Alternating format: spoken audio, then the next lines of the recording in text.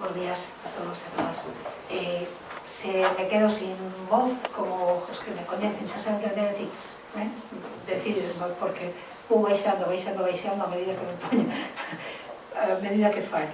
Disculpade por eso.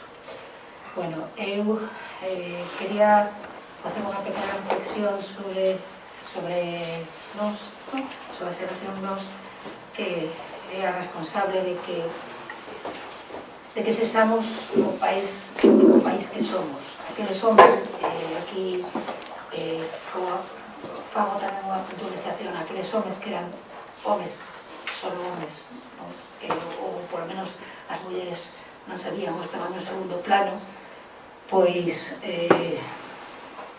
alégrome, como decía Celia antes, de que eso parece que ten cambiado, por lo menos nas instituciones que están hoxe representadas aquí, pero sei claramente, bueno, aqueles homens foron quen de influir no mundo cultural galego con un discurso sabedero, culto, moderno e aberto, non? Influenciada directamente polas correntes europeas, pero partindo da nosa tradición, non? Esta combinación de respecto pola tradición e apertura e innovación deu como resultado o que deu despois, que é o que somos, non? A cultura tradicional que nos impregna gracias a ese esforzo deles, dos que os seguiron e dos que os seguen, entre que humildemente creo que podemos incluirnos,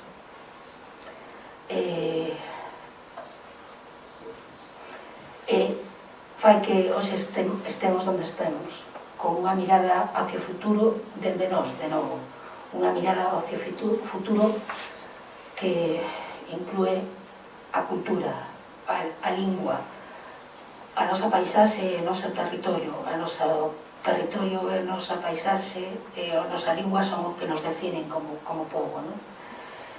Penso que esta nova mirada inclúe un turismo sustentable que é o que promove, o que debe promover os nosos museos. Para falarnos desto está Rafael Quintea Pereira aquí con nós, que é antropólogo, economista, escritor, documentalista, as notas que me pasaste non pusiste, é músico tradicional, pero existe como antropólogo, como profesor profesional e como antropólogo na UNED, é membro fundador da Sociedade de Antropoloxía Galega e vicepresidente da Asociación Galega de Antropoloxía. Especialista en patrimonio inmaterial, con multitude de proxectos de posta en valor de patrimonio investigador, formador, divulgador, e o seu traballo de investigación ten recibido moitos premios, varios premios, pero bueno, se me permitides, xa que estamos na fundación, vou destacar un que é o premio Vicente Risco de Ciencias Sociais do ano 2015 polo traballo que vos recomendo, que é un análisis estrutural e simbólica do mito da Moura. E agora, pregunto, é o turismo sustentable dos museos galegos un binomio conseguido ou hai moito traballo por facer? Bueno, antes de nada, bo día. Moitas gracias a Fundación Vicente Risco e ao Consello de Cultura Galega por contar comigo para este evento, un evento especialmente satisfactorio porque a primeira vez despois de casi ano e medio que estou diante falando con alguén que non sexa a través dunha pantalla, por cual eso xa é significativo e bueno, teño unha vinculación afectiva tamén coa Fundación Vicente Risco, non só polo premio, sino tamén pola figura de Vicente Risco, que é o pai da antropoloxía galega. Hai moito que facer. O turismo sustentable non vai depender dos museos, pero os museos son un elemento interesante dentro do desenvolvemento do turismo, do que chamamos turismo sustentable. Agora veremos un pouco en que consiste eso de turismo sustentable, que ten que ver tamén co turismo cultural e co concepto de sustentabilidade e de economía sustentable da que se fala tanto sobre todo nas últimas décadas. Queres que empece a... Cando queres, empezo. Vale, pues empezo. Bueno, intentarei ser conciso e breve, sei que temos 20 ou 25 minutos, así que espero conseguilo. Eu estou acostumado a dar clases de 3 horas, imaginados. Entón, nunca fixen un tuit na miña vida, condensar en 20 minutos algo tan complexo como isto, pero vámoslo intentar. Decía que, bueno, últimamente non, xa hai unhas décadas, falase moito do turismo cultural, non? Como ese turismo que xira en torno aos elementos culturais dun país ou de determinado territorio ou dunha cultura, non? Os elementos que teñen que ver co patrimonio en sentido amplo, co patrimonio natural, o patrimonio material e inmaterial, que moitas veces facemos estas clasificacións, pero non son compartimentos estancos, non se entende o patrimonio inmaterial sobre un territorio sobre o que está construído, non? Vencellado totalmente o patrimonio material tamén, non? De feito, o patrimonio inmaterial non é necesariamente intangible, hai elementos materiais tamén tangibles dentro do patrimonio inmaterial. Entón, false moito deste turismo que intenta xirar ao redor destes elementos como elementos enriquecedores, non? E por outra parte, falamos da economía sustentable, non? Como unha economía que permita un desarrollo económico humano que non poña en risco a propia supervivencia do noso ecosistema humano e o ecosistema cultural e económico, non? Seguramente tendes escoitado falar moito do crecemento sustentable. Bueno, eu dubido de que poda existir un crecemento sustentable, pero este é outro tema, non? Non se pode crecer de forma ilimitada e que sexa sustentable a vez, pero é outro debate. Entón, dentro destes dous eixos, non? Do turismo cultural e a economía sustentable, teríamos o que sería o turismo sustentable, que necesariamente xira en torno a elementos que teñen que ver co turismo cultural. Entón, o primeiro sería definir moi brevemente o que é ese turismo sustentable, que, como vedes nesta pequena diapositiva, é o turismo que segue os principios da sostenibilidade, minimizando o impacto sobre o medio ambiente e a cultura local, non? O tempo que contribúe a xerar ingresos e emprego para a poboación local. Por tanto, xa estamos falando de dúas ideas importantes, non? Minimizar o impacto, é dicir, o turismo ten un impacto, está claro, non? E ese impacto ten elementos positivos, pero ten elementos negativos, non? Tamén. Ten un impacto non só sobre o territorio, sobre o medio ambiente, por a presión a veces poboacional, que hemos visto sobre todo nos lugares onde se desenvolve un turismo máis de praia, que chegan miles ou millóns de personas, non? De repente se concentran sobre un territorio, se ten unha presión incluso sobre os propios recursos, senón que ten tamén un impacto sobre a propia cultura local. Cultura entendida desde o punto de vista da definición de cultura, da definición antropolóxica, non? Como esa especie, por simplificarlo moito, de molde mental compartido por unha colectividade, non? Que é moito máis alá da creación artística, que moitas veces se identifica a cultura con creación artística. E a creación artística é un elemento da cultura, un só.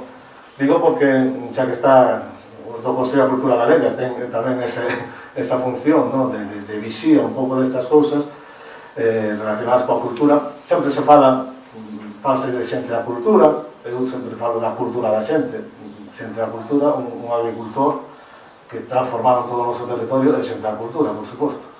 Pero, por exemplo, cando falamos de cousas tan prácticas como o IBE cultural, o IBE cultural faz referencia, basicamente, a determinado grado da creación artística.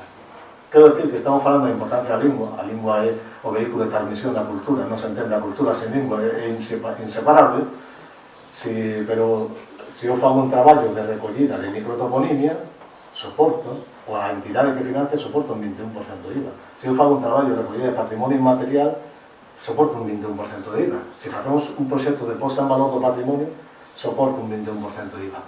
Se edito unha revista porno, teño un 4%, o de IVA cultural, non? Entón, claro, se a propia administración non ten en conta a necesidade da investigación e da posta en valor da cultura e de preda deses escasos recursos que hai, pois é unha incongruencia dentro do que son as propias líneas directivas que xa están na Constitución, a defensa da diversidade cultural e a promoción. Entón, bueno, sería interesante, anda que non depende do Consello de Cultura Galega, nin siquiera da Comunidade Autónoma, reflexionar sobre eso que chamamos o eive cultural. Feito este apuntamento reivindicativo, quería decir que ese turismo sustentable ten que ter en conta uns conceptos de equilibrio. En definitiva, un turismo que, como define a Organización Mundial do Turismo, ten plenamente en conta as repercusións, ser conscientes das repercusións actuais e futuras, tanto económicas como sociais, como medioambientais, para satisfacer as necesidades dos visitantes da industria da contona das comunidades anfitrións. É importante reflexionar sobre as repercusións sociais e culturais que pode ter o turismo. E por que é importante reflexionar sobre eso? Porque aí é onde os museos poden xogar un papel importante, non? Que veremos a continuación. Por tanto, se falamos de turismo sustentable, falamos de tres elementos. Básicamente, a responsabilidade dese turismo, tanto do turista, ou do viaxeiro, do visitante, como da propia sociedade a que acolle, como das administracións e a propia industria, ten que ser un turismo comprometido, con implicación local, e ten que ser un turismo de calidade. E calidade, cando falamos de calidade, falamos de respeto. Para mí, eu interpreto a calidade tamén como respeto e a calidade como, se vivimos o turismo, ou determinado tipo de turismo, turismo cultural, como unha experiencia enriquecedora, esa experiencia ten que ser unha experiencia de calidade, e aí os museos xogan un papel importante. Por lo tanto, os tres eixos que deben artellar neste turismo sustentable son a economía, o ecosistema e a propia sociedade. Porque cal é o papel dos museos? Obviamente os museos non son os responsables do turismo sostible. Son un elemento máis de atracción ou de articulación dun turismo sostible. Os museos non son atraccións da Warner Bros. Hai que entender, non se pode caer tampouco nese concepto, todo ten que ser espectáculo, que é moi propio desta sociedade actual da inmediatez, da sociedade que ten a infantilización da propia poboación. Entón, eu creo que se queremos un turismo sustentable, rigoroso e de calidade, hai que entender que o discurso e o papel dos museos ten que ser un papel de calidade, un discurso profundo, para precisamente contrarrestar eses aspectos negativos que pode traer un turismo de masas. Entón, o papel dos museos dentro desta concepción, dentro da miña perspectiva, claro, isto é discutible, cada un pode pensar outra cousa, pero o papel que deben xogar os museos dentro desta filosofía do turismo sustentable é, por unha parte, ser un freo aos posibles efectos da culturización. É dicir, é un mecanismo de nivelación. O museo, se está dispersado sobre un territorio, sobre a realidade local dun territorio, sirve para reforzar a identidade dese lugar, dese lugar, desa poboación. É un reforzo de identidade. Se ti estás reforzando a identidade, se estás axudando a transmitir a túa propia cultura, se eres un depositario da memoria colectiva, estás nivelando, pondo un freno aos procesos de aculturación que se poden sufrir cando hai unha afluencia masiva de xente que pertence a outros ámbitos culturais. O turismo sabemos que produce procesos de aculturación, eso non é ningún descubrimento. E tamén produce traspase de coñecemento, tamén produce enriquecemento cultural, pero para que haxe enriquecemento cultural nos contactos culturais ten que haber un equilibrio, ten que haber unha relación, non pode haber unha relación de subordinación.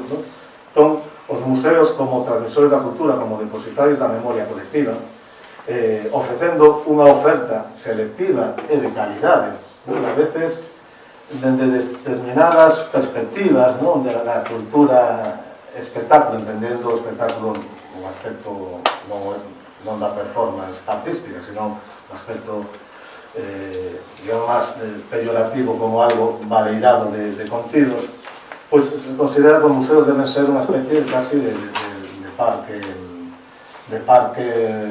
multisensorial, con moitas luces, moitas pantallas, tal. Os museos teñen unha función didáctica, teñen un compromiso sobre, non é unha atracción de feria, non? Dende a miña perspectiva, non debería ser unha atracción de feria, non? Entón é importante que ofrezcan unha oferta selectiva, non? Centrada no eixo director da colección dese museo, da filosofía dese museo, desa casa museo, é de calidade. Por lo tanto, o propio funcionamento do museo debe seguir tamén os principios dos modelos de economía sostible, non? Sería o equivalente, o lógico. Por lo tanto, se debería considerar dentro da administración os museos como recursos estratégicos. Recursos estratégicos non quer decir espectáculos estratégicos, sino recursos estratégicos para pôr en marcha un turismo de calidade, cultural e sostible, donde haxa ese equilibrio e ese respeto tamén á identidade local, porque eu, que me encanta viaxar, cada vez, canto máis viaxo, mellor me sinto como persoa, porque máis me enriquezo, síntome máis galego, síntome máis igual que todo o resto do mundo, ¿no? Porque te das conta que todos falamos a mesma lingua con diferentes variantes dialectais, que todos temos os mesmos temores e as mesmas necesidades e as mesmas emocións, independientemente das particularidades de cada un. Pois, cando viaxas para enriquecerte, esa cultura ten que estar viva. Se é unha cultura morta, se é unha cultura desaparecida, se é unha comunidade aculturada, pois non hai enriquecemento. É o que está pasando moitas veces.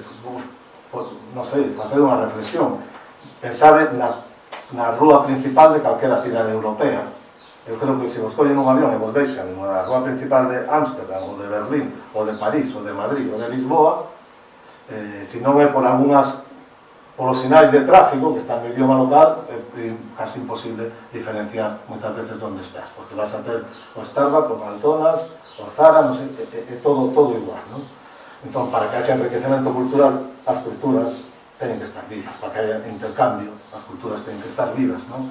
Por lo tanto, os museos son recursos estratégicos para ese desenvolvemento sostible. E son recursos estratégicos por varias cuestións que vamos a analizar moi brevemente. Moitos deles teñen unha localización rural. Por tanto, esa localización rural, porque están ben sellados, ben apersoeidos. Falamos do concepto museo, despois podemos afondar un pouco máis, pero en sentido amplo. Falamos de museos, podemos falar de casas museo, de fundacións, de centros de interpretación, bueno, todo ese universo, non? Entón, moitos están localizados en lugares rurales, porque ese lugar rural pues, ten un atractivo, ten un complexo etnográfico, é o lugar de nacemento un persoeiro, un espazo natural ou desenvolveuse algún tipo de artesanía ou de práctica humana particular. Por lo tanto, o museo pode ser un factor de atracción turística, ¿no? Un factor de atracción turística de calidade hacia eses lugares rurais que eu coincido con que se decía que non pode depender do seu desenvolvemento económico e a vida da xente exclusivamente do turismo, porque eso é un principio básico da inversión, non todos os ovos na mesma cesta, non? É absurdo, non? Un ten que poder vivir do rural de moitas outras cousas que non só do turismo, non?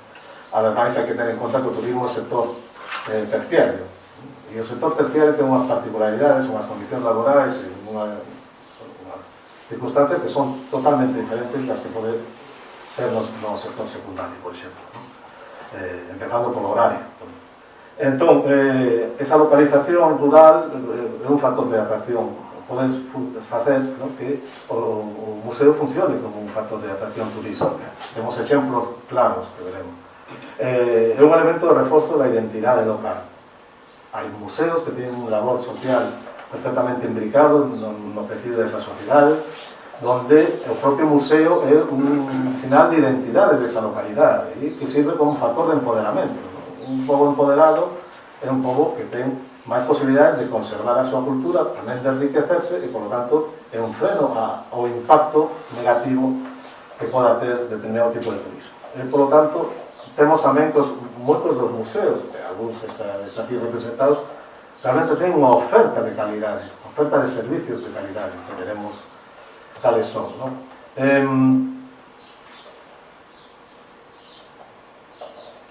Para min, o reto, moitas das cousas xa se están pondo en marcha, dos museos, é que, máis alá de ser un centro expositivo, con unha colección permanente, deben ser dinamizadores e motores sociais e culturais da localidade. O sea, hai unha responsabilidade e un compromiso local como salvagardas dun legado cultural que debe ser transmitido. Entón, esa dinamización, ese utilizar o museo como ágora, como lugar de encontro para actividades, para intercambios, para conferencias, para encontro de investigadores, es decir, colaborar no desenvolvemento de actividades culturais na propia localidade, para min é importante precisamente para convertirse ou reforzar ese papel de dinamizador social e de motor cultural, non?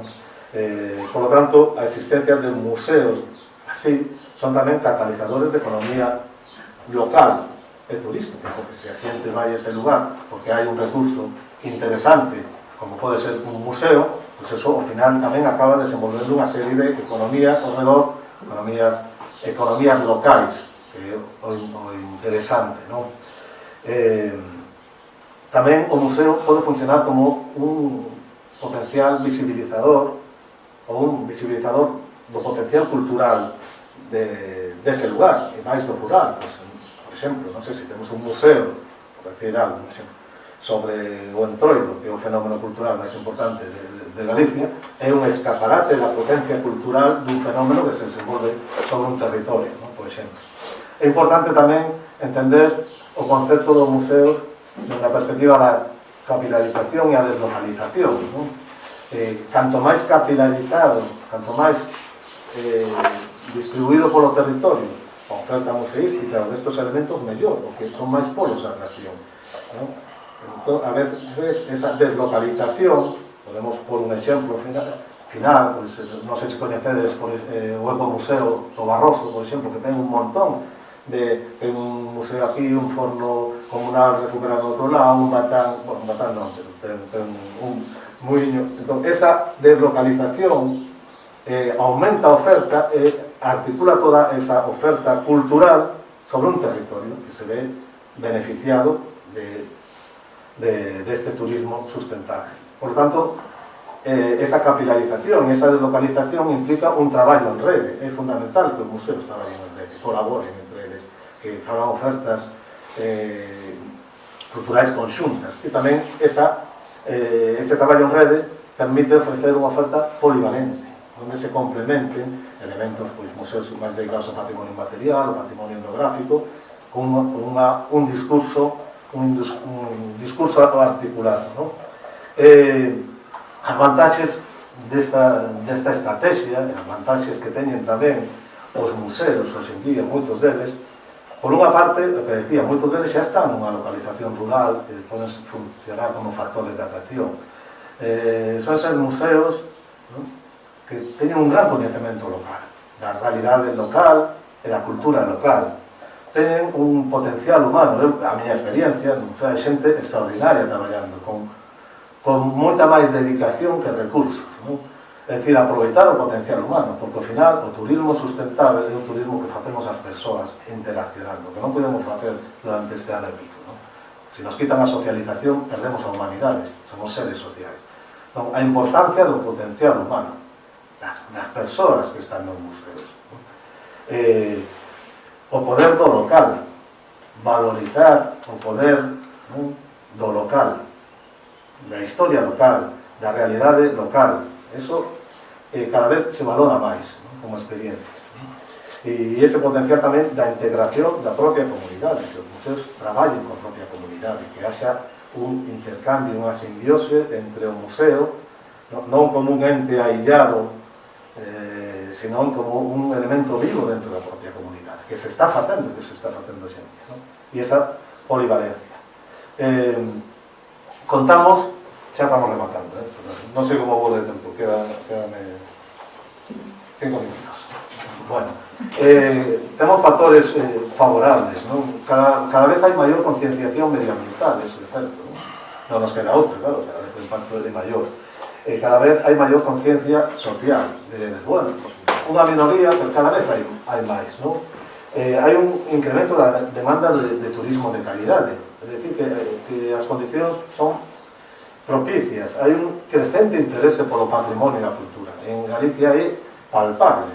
O tecido asociativo vencellado á defensa e promoción do patrimonio cultural en Galicia eu creo que non ten parangón no resto do Estado, non? Cada vez hai máis xente que busca unha oferta diversa e diferente, que busca unha experiencia, non?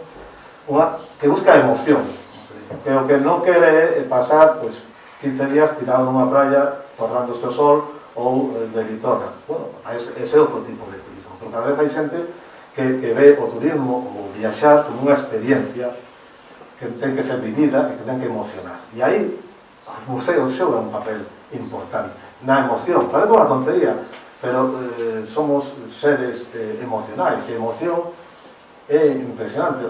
Poder pasear por un museo, contemplar determinadas obras ou escoitar un recital, son cousas que emocionan e vinculan afectivamente as persoas ao territorio, non? E deberíamos xogar máis con xogar ou ter en conta máis o poder da emoción, non? E da experiencia vivida, non? Hoxe en día falase moito do slow food, da comida, o museo é o turismo slow, porque a filosofía do museo, tal como se está desenvolvendo hoxe en día a vida, é casi antisistema, porque non busca a inmediatez, busca a reflexión, a calma, o espazo, a tranquilidade, a aprendizaxe profunda, e iso é algo que, dende o meu punto de vista, emociona frente á inmediatez, o rápido, o baleiro de contido.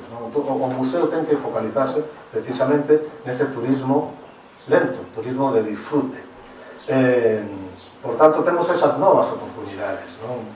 Ese potencial da inmaterialidade que cada vez está collendo máis valor e que moitos dos eixos que poden vertebrar moitas destas ofertas culturais onde os museos son grandes protagonistas, o factor humano dos propios museos. Pero claro, falar desto requiere un financiamento adecuado. Non podes pretender que un museo sexa un elemento estratégico para un turismo sustentable, responsable, equilibrado, integrado na sociedade, se non teñen nin recursos humanos nin recursos financieros. O sea, non ten sentido. E recursos humanos e recursos financieros non significa que teñas que remodelar todo o museo para pôr pantallas que os 2 días igual xa non funcionan. Estamos falando de cousas máis profundas, non? Máis de calado, recursos humanos e recursos materiais, para que podan pôr en marcha toda esta política, para que podan facer ese traballo tan importante de divulgación e didáctica. Temos unha gran rede de posibilidades. Temos centros de interpretación, aulas de natureza, parques arqueolóxicos, conxuntos monumentais coas súas aulas, coleccións visitables, museos públicos, museos privados, sitios arqueolóxicos, conxuntos etnográficos, castelos con salas museísticas, pazos. É dicir, a rede é impresionante. E a oferta actual dos museos tamén. Hai museos con unha gran programación de acción didáctica, con exposicións, con conferencias, actos culturais, como que se está facendo aquí, con bibliotecas, con servicios de investigación, por suposto, coa súa colección museística de primeira calidade. É dicir, a oferta, as actividades están aí, o potencial humano tamén, e a rede tamén existe, non? O que creo que fai falta unha política de apoio e de ter claro cal é a función que teñen que xogar estes museos. Remato con unha serie de exemplos. Por exemplo, o Ecomuseo para mí é un exemplo de deslocalización e capitalización desa oferta, non? Cando falábamos, por exemplo, do outro lado, coñecedes Urueña e toda a súa oferta museística, xa non falo das bibliotecas, falo da oferta museística, a Fundación Joaquín Díaz, que está aí, é un exemplo de identidade. A xente que vive aí síntese orgullosa de vivir nunha aldea, nunha vila pequena que o polo de atracción precisamente a súa oferta museística e as librerías, non? Por lo tanto, é un factor de diferenciación. O Guggenheim é un foco de atracción da cidade, o edificio, fundamentalmente, non? Pero fundamentalmente a xente vai por edificio, non sei canta xente vai a sacar a foto fora e depois cantos entran, pero temos un exemplo dun museo que é un foco de atracción de turismo a unha cidade como Bilbao. A mí gustame máis o Museo do Pobo Vasco ou o Museo Arqueolóxico de Bilbao, pero a gusto, porque eu son así de friki destas cousas, pero o Guggenheim, para os amantes del arte moderno e da arquitectura, tamén é interesante, e da xardinería incluso, porque ten ese seto recortado en forma de caer na porta. O Museo Etnolóxico de Ribadavia ten unha diversidade de oferta cultural que está aquí, además, o seu director, impresionante, fan exposicións, fan publicacións, non? É dicir, é un exemplo de todo ese traballo divulgativo tamén que se pode facer dentro do museo. Por suposto, a Fundación Vicente Risco, non? Como Casa Museo, é o seu papel de dinamización cultural e de fomento tamén, na colaboración dos premios da investigación. O Museo de Allarín tamén son un exemplo tamén dese traballo en rede e desa oferta diversa e complementaria. Por citaros algúns dos que estáis aquí, poderíamos falar de moitos máis. Non citaros por facer a pelota, senón por datos obxectivos, que tampouco gane nada facendo a pelota, non? Pero Curros Enríquez, a Casa dos Poetas, ten unha apertura social que é importante, non? Como centro, como ágora, como centro de vida social. Por exemplo, dende o punto de vista privado, pois, por citar de outro lugar, esa Casa do Patrón, en Lalín, está perfectamente integrada coa veciñanza, fan actividades, réplicas de mallas con miles de personas, bueno, é un motor de dinamización da vida desa aldea, desa parroquia, non? Que sería do ADE. O Museo Pobo Galego ten esa imaxe de prestixio, da identidade, ten unha carga de identidade cultural galega importante, que hai que saber explotar. Ou, por exemplo, o Museo Etnológico de Galicia, o Melga, pareceme un exemplo maravilloso precisamente do entusiasmo, da emoción e do factor humano. Claro, o seu director é un loco dos xogos. Entón, é un museo donde un sinte emoción porque conecta coa súa infancia. Sabes, non lembro quen decía que a infancia é a única patria que merece a pena. Non sei se é certo, non, pero desde logo a infancia, claro, depende da infancia que tiveras. Eso tamén é lógico.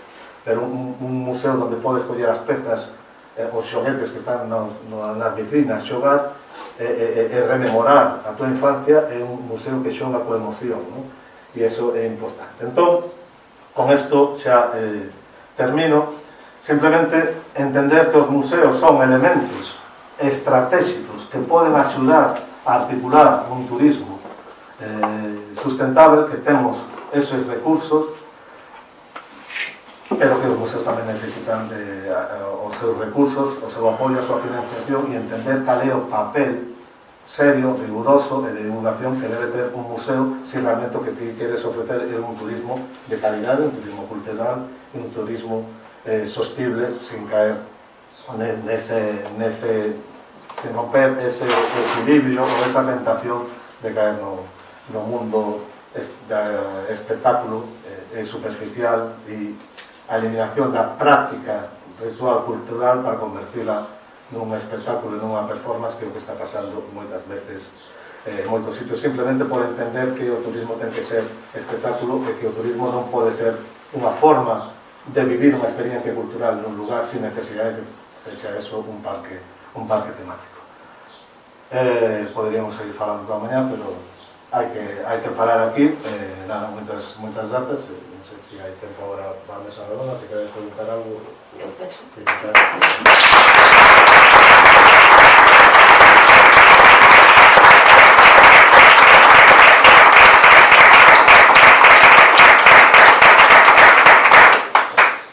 si alguén quere hablar. Sí. Bueno, bo día. Hola, Dúas cousas que quería comentar. A primeira é unha tontería, pero si teño que dicila porque estou impresionado. Se non o coñecen, Rafa Quintía é un gran coleccionista de amuletos tradicionais, ten unha colección absolutamente increíble, pero non sabía amplo que podía ser o boceto da boleta tradicional, porque estou vendo que tes un Bic cambiatintas que eu non vi eses bolígrafos desde a época do instituto. Estou absolutamente impresionado. Eles son clásicos, sabendo que a ti te gustan novas tecnologías, pero sabes por que o levo? Por unha cuestión de viaxe. Dime conta que no espazo dun bolígrafo levo 4. Claro. Entón, eu que son de tomar notas, non teño axenda digital, pois no peso dun bolígrafo no espazo levo 4 e así evito quedarme sen tinta e poder escribir. Por iso os sigo utilizando.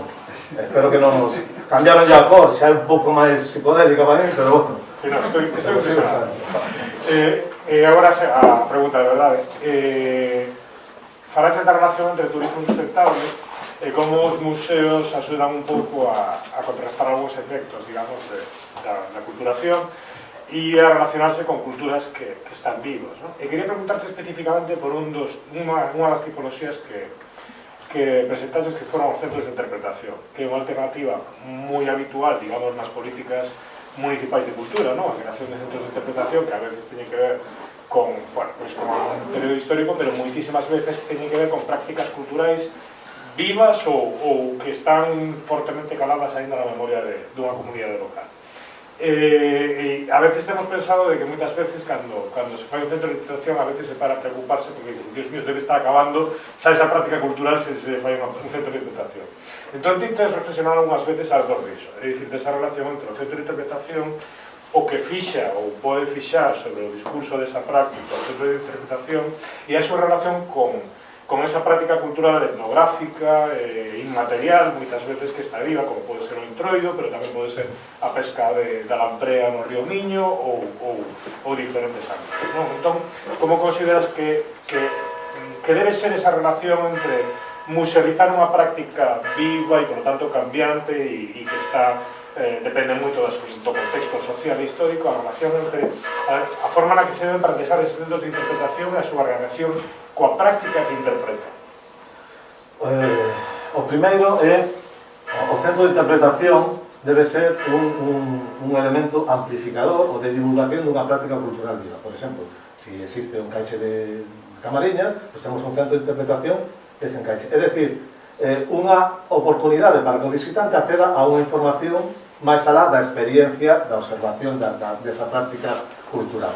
Entón, aí é fundamental a construcción do discurso, porque aí é onde podes fracasar. Se no centro de interpretación a construcción do discurso é unha construcción do discurso absolutamente estereotipada ou sin a profundidade que a práctica cultural viva require, non? Ou se ese discurso está basado en 4 estereotipos e 4 moi sinxelo, porque claro, como agora a xente non lee, tens que pôr 3 frases, entón ten que ser tamén moi de espectáculo, pois podes incluso acabar perxudicando a visión que existe sobre esa práctica cultural, transmitindo unha idea errónea do que é, e incluso pode acabar eso transformando a propia práctica cultural, ¿no? Porque a veces a xente cando esa cultura, esa práctica cultural está viva, a xente empeza a recibir un montón de observadores, a observación pode acabar producindo unha alteración da propia práctica e podes acabar representando o que espera, o que ti pensas que espera a xente de ti, non? É dicir, entón deixas de realizar un acto cultural para convertirlo nun espectáculo, e a veces eso pasa. Entón ten que haber un equilibrio, o discurso ten que ser coherente, ten que ser un discurso vivo que pode mudar, a cultura vai mudando, non? Ten que refacerse, e dende logo as persoas implicadas que manteñen viva esa práctica, esa artesanía, o que fose, deben ser partícipes da creación do discurso donde dan a coñecer a súa práctica, o que eles queren dar a coñecer, non? Isto debería enfocarse dende esa perspectiva da investigación, a acción. Oiga, eu levo conservando pois a cestería ou o traballo de toqueiros, veñen a divulgar este traballo, o primeiro que teño que decir falar son eles, non? Poder implicar, ten que estar implicado os propios legatarios, non? de esa cultura no propio discurso, e eles tamén decidir que é o que queren dar a coñecer e o que non. Non se pode facer de espaldas a xente e non se pode facer sin ese rigor e esa profundidade, porque ao final tamén se pode estar alterando a propia realidade cultural, non? movémonos por estereotipos, moitas veces, non? O estereotipo non ten por que ser necesariamente malo. O estereotipo malo é o prexuicio, e o prexuicio acaba coa imaginación, son conceptos diferentes, non? Pero canta xente ven a Galicia con eses estereotipos, non? Que poden ser aproveitados de forma positiva, pero se ti caes un exemplo de decir, bueno, pues, se ves a Galicia a comer e teño que porche debaixo dun cruceiro con un orre ao lado, unha patela, oiga, moi falta unha postal dos anos 60, pero a veces a creación do discurso turístico é moi superficial e iso a veces é contraproducente coa propia conservación da práctica cultural. Non sei se te respondí, non sei se se respondí correctamente o que ti esperabas. Queria darche os parabéns pola tua intervención porque fuches moi conciso, pedagóxico e interesante. E a min pareceme, hai moitas cousas, pero especialmente a reflexión sobre o concepto de cultura e o vínculo xa con efecto práctico co do IBE cultural, porque isto dá para moito polas repercusións que ten. E a pregunta é se crees que, como efecto non querido, a situación que estamos vivindo da pandemia da COVID-19, polo que significa de restriccións a mobilidade, os aforos e demais, si pode, a medio e longo prazo, ir a prol dese turismo sustentable, tamén o que ten el nivel cultural, ou se crees que hai isto é un pronóstico, por tanto, non pido certezas, pero si a tua opinión, como persoa que sabes diso, reformularse cada certas cousas que non só o máis lado do conxuntural. Moi interesante, sí, a ver, toda esta pandemia nos serviu a todos para reflexionar, ¿no? Foi como un parón de introspección, tamén ten as súas consecuencias psicolóxicas, eu creo que para todos, ¿no? Pero fainos reflexionar tamén sobre a interacción humana. Isto foi unha catástrofe humanitaria tremenda, está sendo, están morrendo centos de personas en miles en todo o mundo e no noso país, pero é unha catástrofe máis alá de sanitaria, unha catástrofe tamén cultural, porque sin socialización non podemos existir. A cultura medra no proceso de socialización, ¿no? Entón, a necesidade do contacto humano, pero estamos vendo tamén que neste mundo hipercomunicado, en casos, por exemplo, pandemia, esa hipercomunicación, esa velocidade no movimento da xente, tamén ten un custo, ¿no? Antes parecía todo positivo, chego en 2 horas a Berlín, pero agora vemos tamén esa velocidade tamén de transmisión do mal. Eu creo que está facendo reflexionar sobre tamén o turismo, como debe centrarse o turismo, o que é o tipo de turismo que queremos como elemento de atracción de xente, das interaccións. Eu creo que a longo prazo favorecerá un pouco máis esa reflexión e a valorización dese turismo máis responsable, non? E tamén creo que esta carencia de socialización vai implementar que a xente teña máis ganas de un turismo de contacto humano. Eu creo que é importante, non? Xa non só ir a unha praia a desconectar, que despois é mentira, porque despois ves, ponga no Facebook a fotos dos pés na playa, aquí desconectando, pero que desconectando se estás con móvil colgando fotos. Entón, eu, facendo unha introspección, a mí o que me apetece é volver a viaxar, pero para interaccionar, para sentarme nunha aldea, non sei, pois aquí, ou no Barroso, ou en Creta, e tomarme un raqui e falar coa xente para empaparse de emoción, de afectividade do contacto humano, que é o que realmente enriquece. Eu creo que eso vai facer que se desenvolvan líneas ou se reforce esa línea de turismo. Pero tamén ten, de hecho, un tema que me preocupa, e é como esta pandemia, que na historia da humanidade é nada, é un ano e medio, esperemos que non dure moito máis que estes 2 anos, pero as repercusións a futuro que vai ter. Eu xa estou vendo transformacións moi importantes en prácticas culturais. Por exemplo, todas as prácticas que teñen que ver coa religiosidade popular, que están degradando ou eliminando prácticas. Por exemplo, que pasa? Poderemos volver, bueno, o que sexa crente, a tocar os santos. o contacto coa imaxe sagrada e o significado simbólico que ten na cultura galega, por exemplo, nas romerías, non? Ou unha serie de prácticas que por filtros sanitarios non se poden facer, non? E como tamén o mundo da cultura está eso que chamamos mundo da cultura, non? Dese perxudicado, non? Parece que podemos estar, pois non sei, nun bar 30, isto non hai que mirar os bares, son elementos fundamentais da cultura tamén, pero unha visita guiada, os que son guías, só poden facer con 8 personas nun espacio, é un pouco absurdo, non? Entón, como vai quedar iso? A xente vai ter medo a estar con máis xente nun espazo pechado ou non? Poderánse facer esas prácticas de compartir unha fonte ou non? Entón, eso é, ou ainda que se podan facer, como afecta a xente? Deixará de facelo por medo? Con esas son reflexións que me falo, como vai afectar pois esta pandemia a determinadas prácticas, por exemplo, de carácter ritual, que parece unha tontería, pero son un dos alicerces do noso pensamento simbólico que articula a nosa cultura. E aí non sei moi ben como que pasará.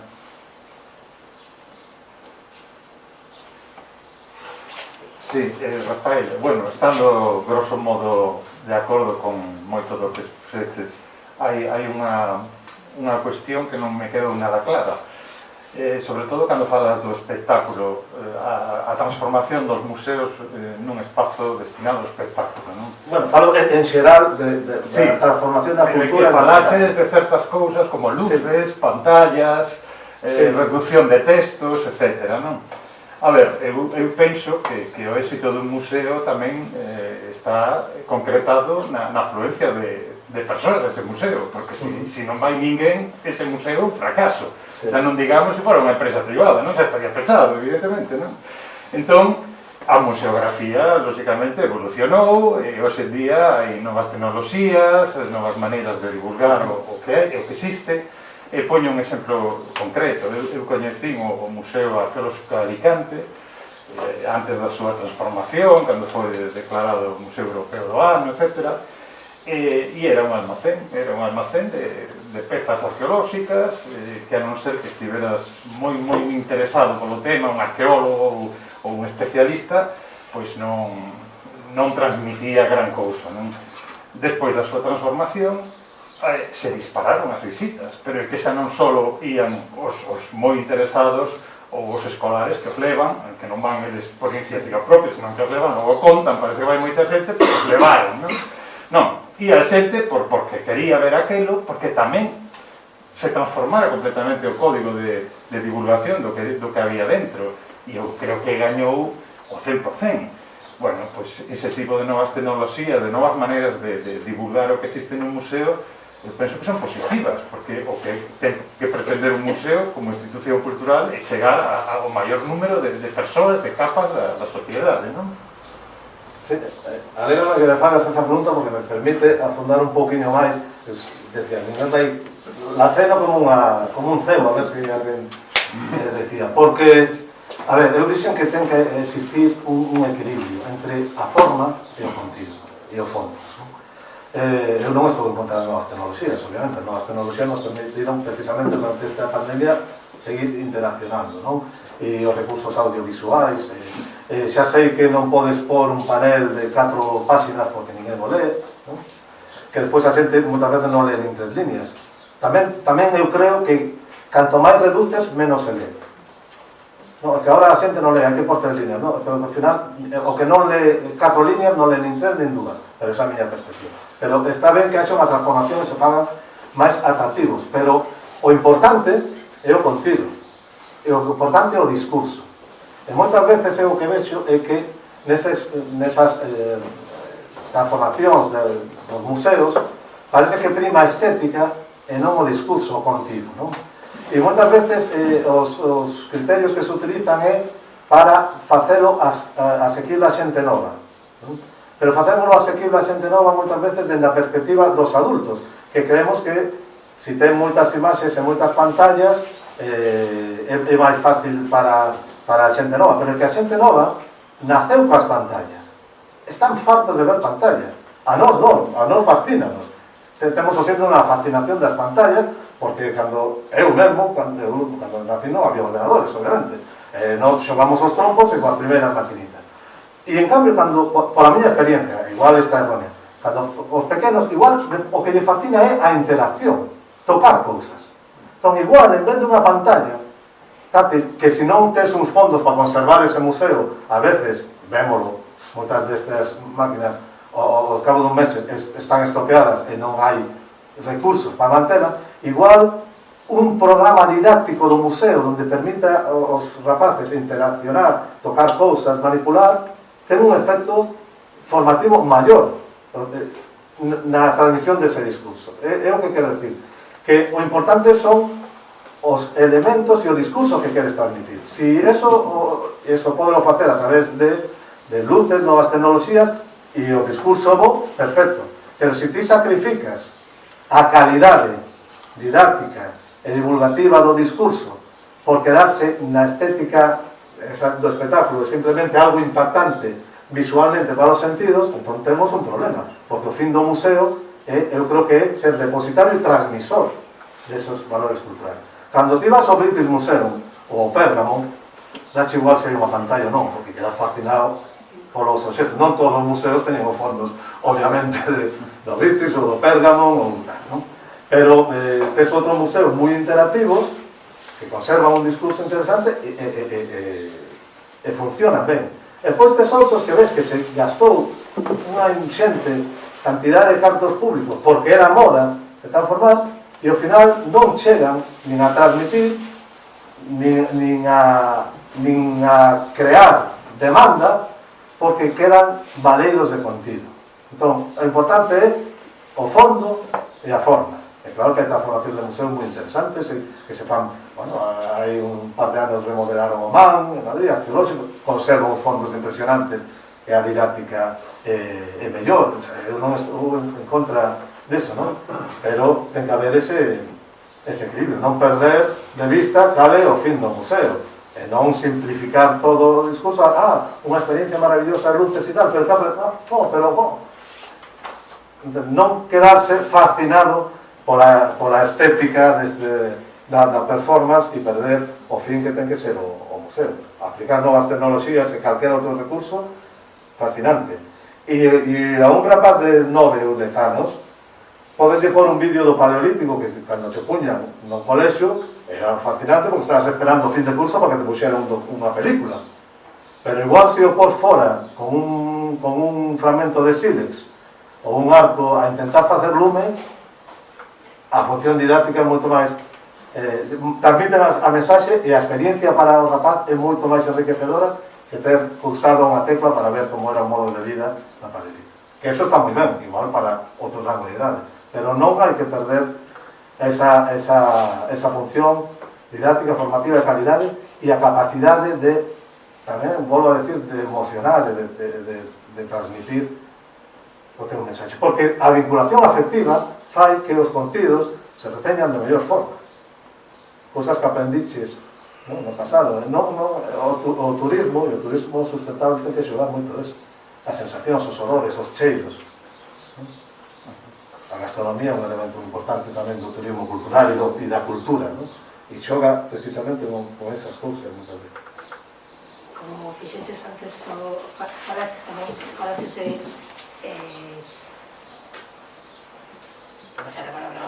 falaches de Bilbao, falaches de Guggenheim. Se me permitides, vou facer un paralelo entre o que foi aquela arquitectura espectáculo que morreu e isto que diste, porque o problema é que o Guggenheim, cando se fixo, non se fixo solo o Guggenheim, se fixo para facer a cidade de Bilbao, e por iso resultou porque tiña a finalidade de ser a cidade. Os demais morreron todos de éxito, xa o sabemos, tivemos España chea de museos que non, museos ou grandes edificios, non todos eran museos que non valeron para nada e que morreron, sin embargo, o Guggenheim, si hai, é parecido a isto, pues cara, pero a isto que estás dicindo ti, Un museo espectáculo solo por el espectáculo, sin todo o demais, podelle pasar como bueno, aquelo tamén influiu a crisis inmobiliaria, pero agora tamén estamos vendendo turismo, como decía Cristina antes, como un monocultivo, e iso pode ser igual de perigoso, pero por eso a reflexión de... É así, o contedor é importante, pero o contido é o eixo director dun museo, non? Entón, se só nos quedamos no contedor, nesa superficialidade, ao final, pois atraerás tamén xente que busca a superficialidade, e normalmente non ten que ver co turismo cultural e o turismo sostible. Acabas con o slow. Si vos parece, continuamos coa mesa redonda.